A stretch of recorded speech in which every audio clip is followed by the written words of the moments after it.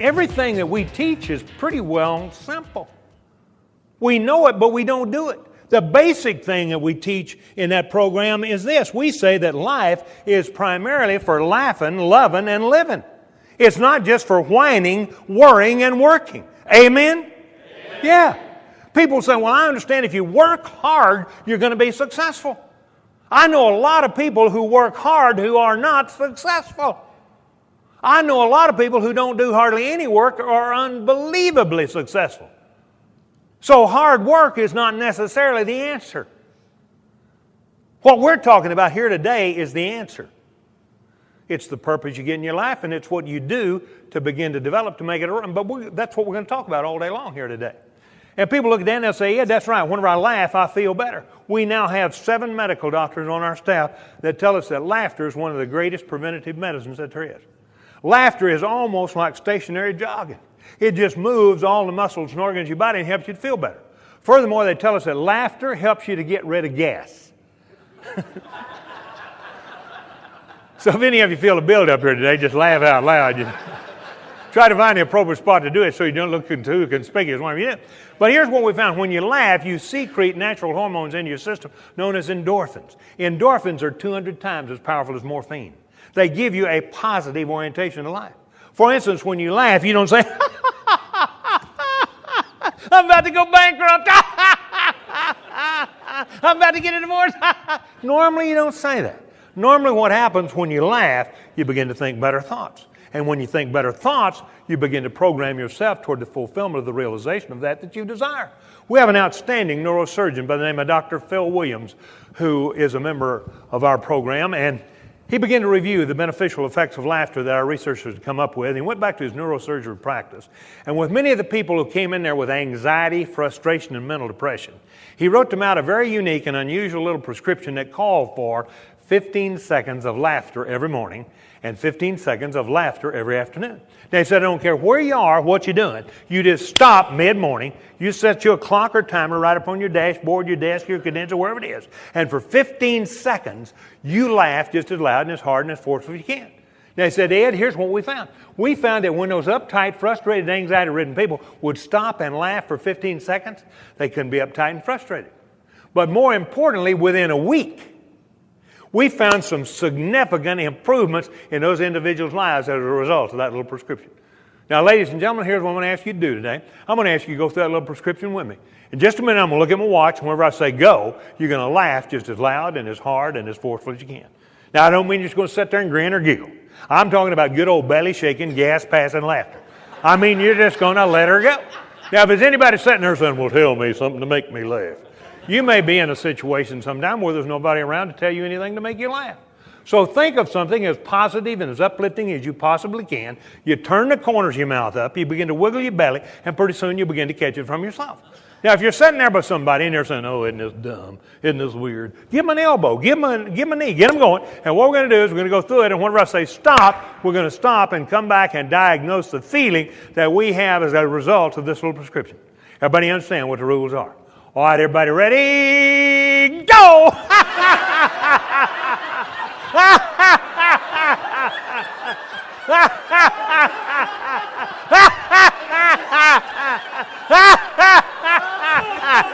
5 more seconds. All right, stop. Isn't that a good feeling? Yeah. Woo!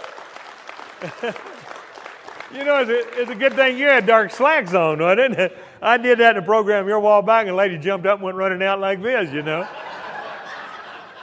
In fact, those of you on the back row noticed that boy that jumped up and went running out. He knew what was about to happen. What happens is, see, you feel that tingle that goes up your spine? Your heart begins to beat more rapidly.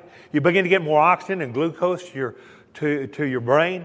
See, laughter is a wonderful elixir for well-being. And it'll work some amazing results in some of the day-to-day situations that you face.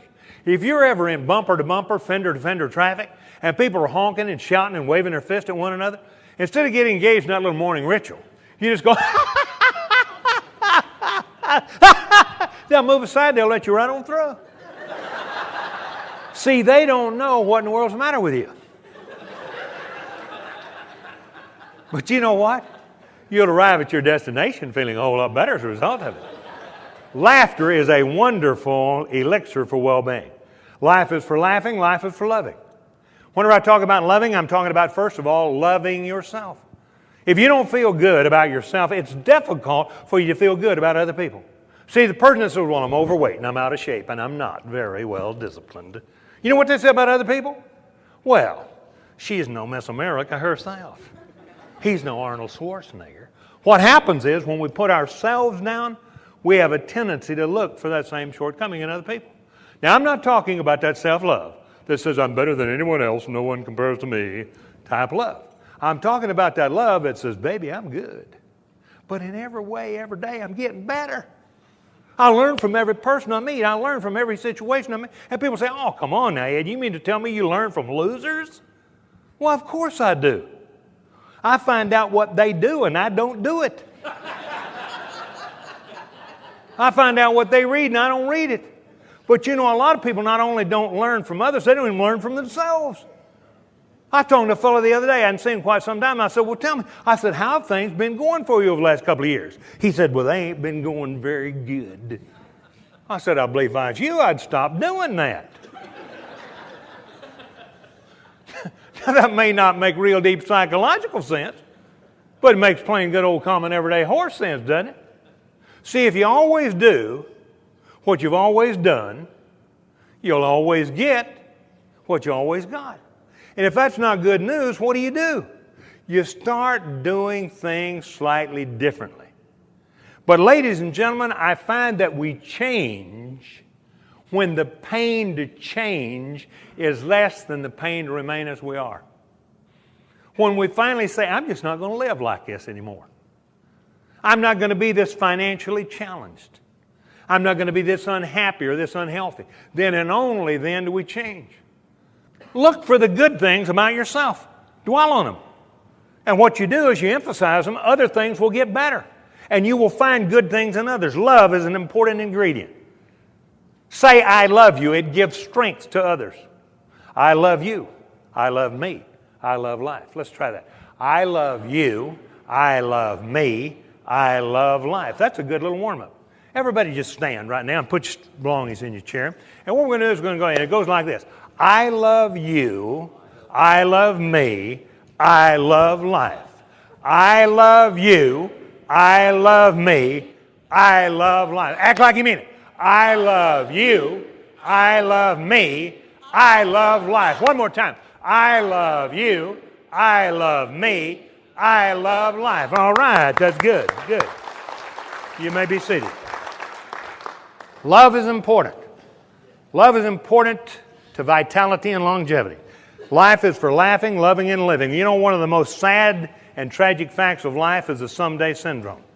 It's the little boy, the little girl that says, someday when we get to be a big boy, someday when we get to be a big girl, then we're going to get married, and we're going to move into that new home, and we're really going to have a good time then. Too busy going to school now, too busy doing all the things we got to do, but someday we're really going to live. Now, when they grow up, get married, and move into that new home, what do they say? Yeah, someday when we get this place all fixed up, and we get everything rolling good in our profession, we get this place like we want it, then we're really going to have a good time and whoo-hoo. And when that happens, what do they say? That's right. Someday when we get this place paid off, and those kids get out of school, then, baby, we're really going to live. We're going to have a good time and whoo-hoo. And when that happens, what do they say? That's right. Someday, whenever we retire, we're going to get that motorhome. We're going to travel across this great country. And we're going to see all those places you've been wanting to see. We're going to have a good time then. And one sad day on the way to the grave, they say, my gosh, I forgot to be happy. I forgot to enjoy life while I was here. See, they go all the way through life planning someday to laugh, love, live, and enjoy, and never doing it here now today. There's not a person in this room who's got a contract guarantees you're going to be around tomorrow.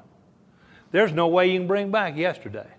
See, the only day that you can laugh, love, live, and enjoy is here and now today. Now, if you can find an exciting, enjoyable, easy to follow little formula that will help you have a happy, productive, successful day today, and you do that 7 days in a row, what have you had?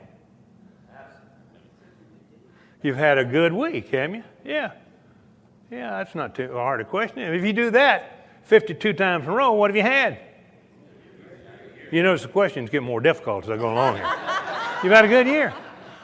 You do that over and over and over and over, you have a happy, enjoyable, productive, successful life. But by actual survey, ladies and gentlemen, 6 people out of 10 have one uptight, frustrating, get out there and deal with those morons today type day. And they do it 7 days in a row, and they say, boy, it's been a rough week.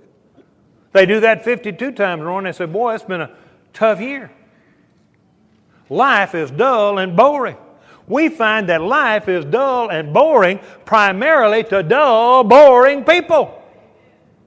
Life is exciting and enjoyable and happy to exciting, enjoyable, happy people. So we say life is for laughing, loving, and living. It's not for whining. Nobody likes, why do we have to do that? You know that's not a responsibility. If you've got somebody like that on your team, get rid of them as fast as you can. They'll drain the life right out of it.